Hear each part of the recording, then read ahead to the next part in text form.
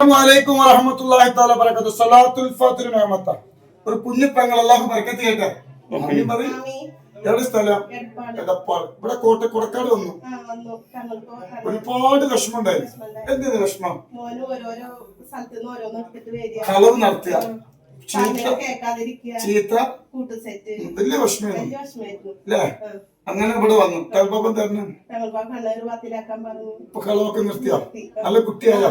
കണ്ടെന്നാല് എല്ലാ തമ്മാടിത്തരും ഉണ്ടായിരുന്നു. ചീത്ത കൂട്ടുകെട്ട്, കളവ് നടത്തുക, വലിയ പ്രയാസം കേട്ടോ.